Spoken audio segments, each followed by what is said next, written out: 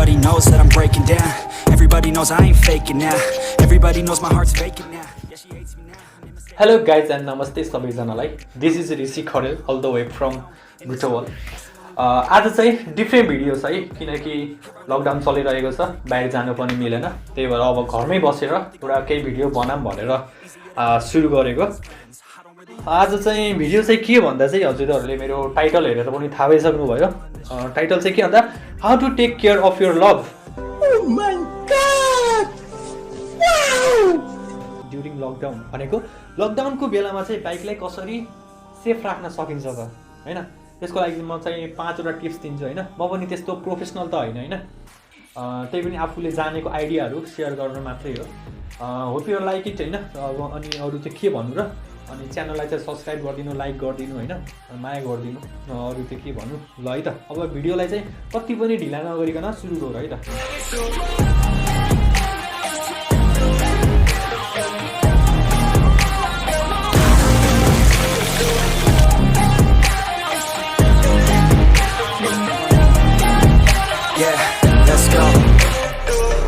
Break down, always feel like I could break now, but I never let it take me to that place now.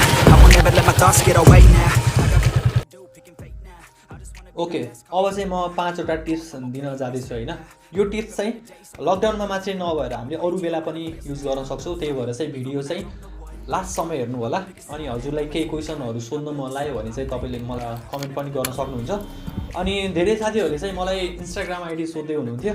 मेरो Instagram ID चाहिँ ऋषि खरेल नै छ है. म link पनि हालिहाल्छु तल, अनि चेक गर्नु होला. अनि ल अब चाहिँ टिप्सतिर जाउँ. टिप नम्बर 1 चाहिँ के छ भन्दा चाहिँ हामीले बाइकलाई चाहिँ राम्रोसँग पार्क गर्नु पर्यो. बाइकलाई कसरी राम्रोसँग पार्क गर्न सकिन्छ त? जस्तै कि बाइकलाई छायामा राखेर घाममा राख्नु भएन. फेरि घाममा राख्नु भएन भन्दैमा रुखमुनि चाहिँ लएर राख्नु भएन है. किन राख्नु भएन भन्दा चाहिँ अब यस्तो बेला चाहिँ चराहरू आएर बस्न सक्छ, अनि फेरि हाँगा खस्देला रे बाइक फुट्ला रे हैन. त्यही भएर चाहिँ रुखमुनि नराख्नु, जहिले पनि एकदम सेफ प्लेसमा राख्नु होला हैन. अनि त्यसपछि अर्को आइडिया भनेको चाहिँ तपाईले के गर्न सक्नुहुन्छ भन्दा चाहिँ डबल स्ट्यान्ड लाएर राख्नु पर्यो.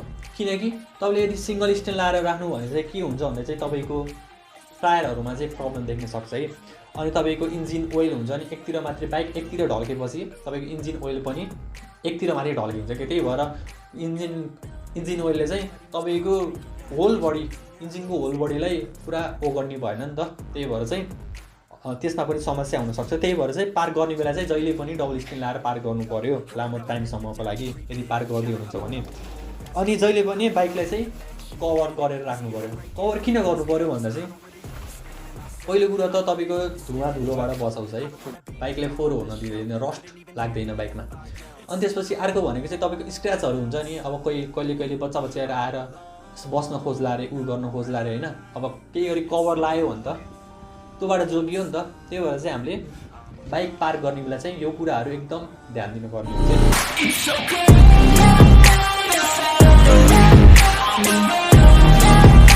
ओके, अब चाहिँ टिप नम्बर 2 है त.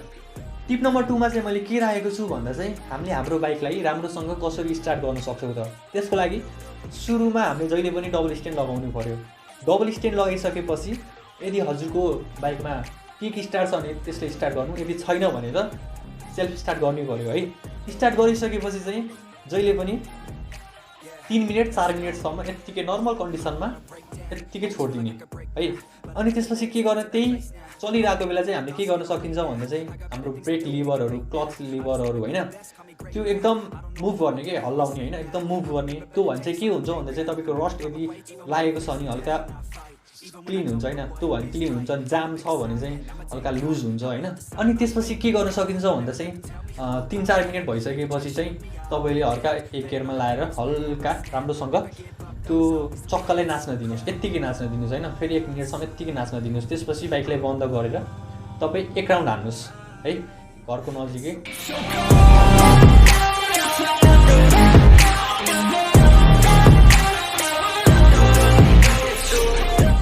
ओके, अर्को टिपको कुरा गर्नु पर्दा चाहिँ हामीले हाम्रो बाइकलाई एकदम सफा राख्नु पर्यो.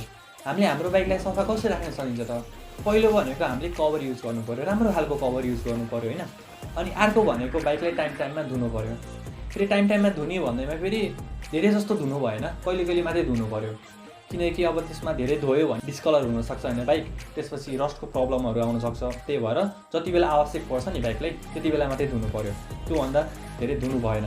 अनि अर्को भनेको हामीले हाम्रो बाइकको चेनलाई चाहिँ एकदम केयर गर्नु पर्यो है। टाइममा त्यसलाई धोइसकेपछि त्यसलाई कोट गर्नु पर्यो। कोट केले गर्न सकिन्छ त, मोबिलले गर्न सकिन्छ, अनि चेन स्प्रेहरू आउँछ होइन, त्यसले कोट गर्नु पर्यो। यो एकदम इम्पोर्टेन्ट है, यो चेन चाहिँ एकदम इम्पोर्टेन्ट हो बाइकको, त्यही भएर यसलाई एकदम केयर गर्नुपर्छ।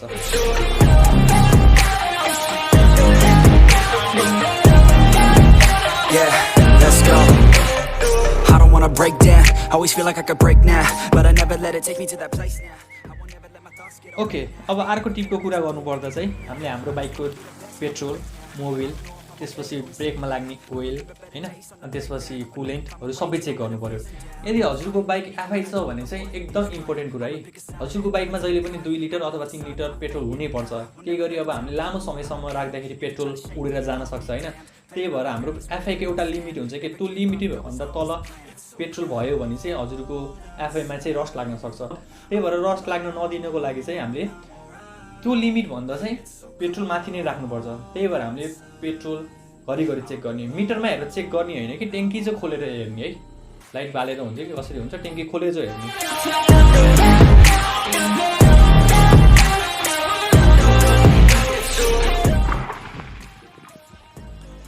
ओके, लास्ट टिपको कुरा गर्नुपर्दा चाहिँ यो एकदम इम्पोर्टेन्ट टिप है। किन इम्पोर्टेन्ट छ भन्दा चाहिँ हजुरहरूलाई बाइकको बारेमा त्यति नलेज नहुनसक्छ, नलेज भए पनि एउटा प्र्याक्टिकल्ली हेरौँ भन्ने चाहना हुन्छ नि त। त्यसको लागि चाहिँ हजुरले मेरो च्यानललाई सब्सक्राइब गर्नु है। मैले यस्तो यस्तो कन्टेन्टहरू अब लिएर आइराख्नेछु, त्यही भएर पनि तपाईँले मलाई सब्सक्राइब गर्नु च्यानल, अनि यस्तो यस्तो कन्टेन्टहरू लाइभ हेर्न सक्नुहुन्छ। त्यसपछि मलाई मात्रै सब्सक्राइब गर्नु भनेको पनि होइन है। यस्तै कन्टेन्ट युट्युबमा धेरै भेटिन्छ। यस्तो एउटा राम्रो युट्युबर छानेर उसलाई फलो गर्नुहोस् होइन, त्यसबाट पनि हजुरले धेरै सिक्नुहुन्छ। ल गाइस, आजको लागि चाहिँ यति हो। यति 5वटा टिपहरू चाहिँ एकदम याद राख्नु, अनि बाइकलाई चाहिँ एकदम सेफ राख्नु लकडाउनको बेलामा। यो टिप चाहिँ लकडाउनमा मात्रै नभएर अरू बेला पनि काम लाग्न सक्छ।